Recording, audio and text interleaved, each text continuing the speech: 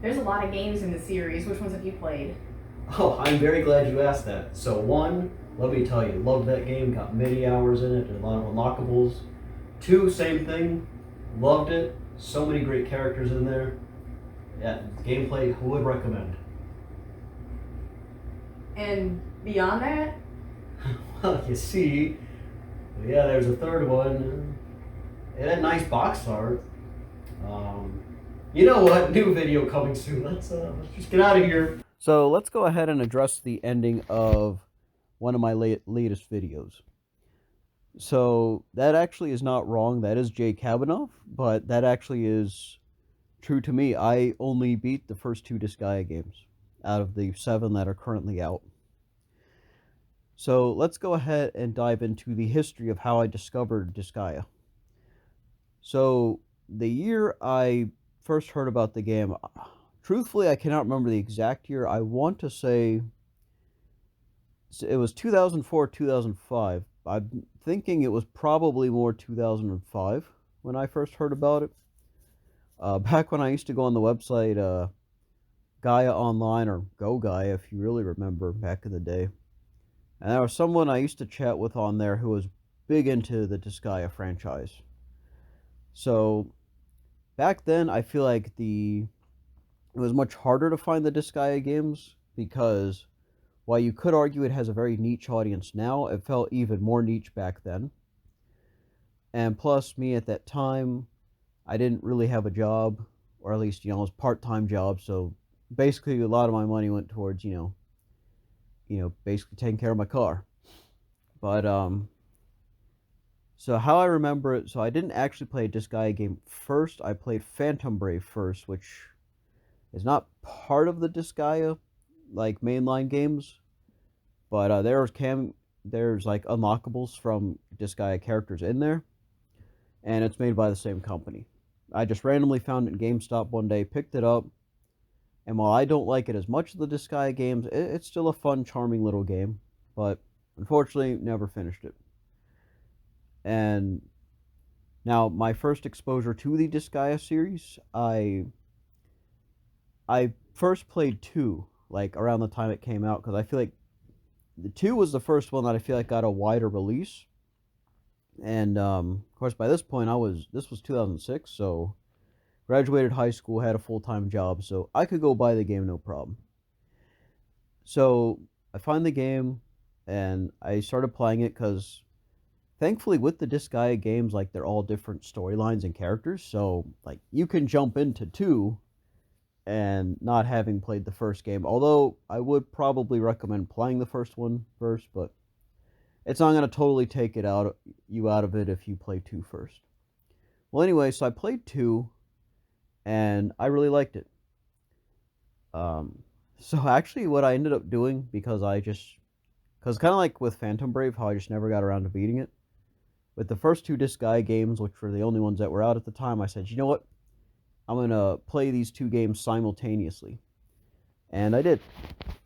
So what ended up happening was, well, let me go ahead and talk about Disgaea 1 first, even though I said I played 2 first.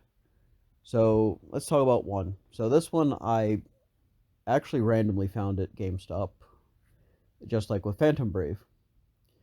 So 1, I will say, especially after playing the second game, was a little hard to get used to because it felt a little more primitive. Like, now that this is necessarily a bad thing, but the graphics in the first game to me kind of reminded me a little bit of like a late PS1 game. Like I said, that's not a bad thing, but I felt like for PS2, I felt like it could have been a little more updated, but it was still a fun game. And all the Disgaea games, you can make custom characters along with the mainline characters. So that was a lot of fun, and that actually made leveling up a lot of fun. Like, I always made a character after me and like one after friends, or like ones after different friends. So with the first game, I will say I love and two does this as well, but I really love how the games like they just poke fun at different anime stereotypes and genres, and they do the same thing with like video games. So that was really funny. I made it really fun to come back to. Um, with between 1 and 2, I feel like 1 did have the best storyline. I did feel like the characters were utilized the best. Um, Disgaea 1, I think, is the only video game to legit make me, like, cry. I mean, like, bawling, because, I don't know, something about that song that plays during the credits. Um, I don't know, it just really hits a chord with you, and especially if you're like me and you got the bad ending the first time you played the game through. I'll leave a link in the description to the song that plays at the end, because it definitely strikes a chord, and every sense of the word. But one was a lot of fun. I would say personally, out of what I played, it's the best one. And then 2, a lot of fun. Characters were good, but some of the characters I felt were a little corny. I mean, like Adele, like I get it. I feel like they were trying to kind of do the opposite of what Lahala was in the first game. But there were times where I thought he was a little corny. Um, Rosalind was a lot of fun. I really enjoyed her character. But yeah, I just thought the characters in 1 and 2 were better. But if we're talking gameplay, 2 was definitely a better game. It was everything was a lot more polished. They added some new stuff, so that was really cool. And of course, 2 spawned my favorite character in the Disgaea franchise, which would be Axel. He's just so funny. Actually, for a long time, my license plate actually said Dark Hero in honor of him. So I Now when I say I played 1 and 2, I mean those are the ones I actually beat. Um, if we're talking like played, so I played 3, and I feel like this is where they really tried to experiment with the gameplay. It still has a lot of those fun anime video game tropes that the other games did, which well, really all of them do, but 3 did that, and then. But like I said, I felt like 3 really changed a lot of the formula of the game, and I feel like it kind of slowed down the pace a lot. If you guys played 3, let me know what you thought, because I just felt like the pacing wasn't all that great. Um, and also, in fact, someone can correct me if I'm wrong, but I think 3 was actually one of the shortest games in the franchise. 4 was fun.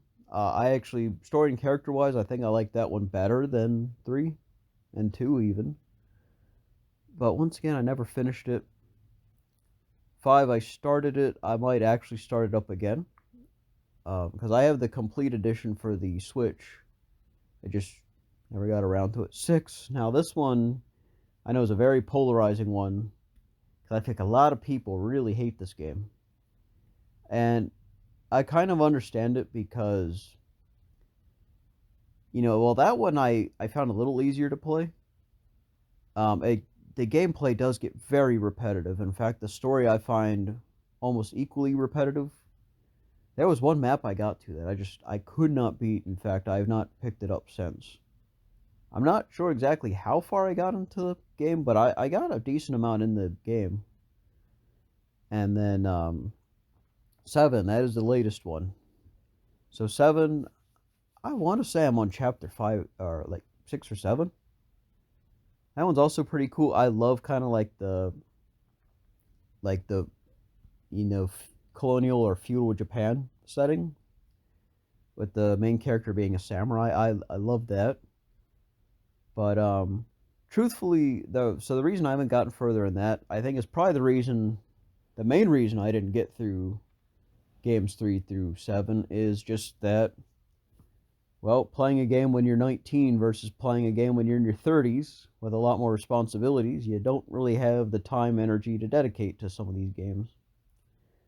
No, because I'm pretty sure if Disgaea 3 had come out like right after 2, I'm pretty sure I probably would have beaten it all the way through, because I wouldn't have had a whole lot holding me back. But that is my experience with the Disgaea franchise. Like I said, I enjoy the games a lot.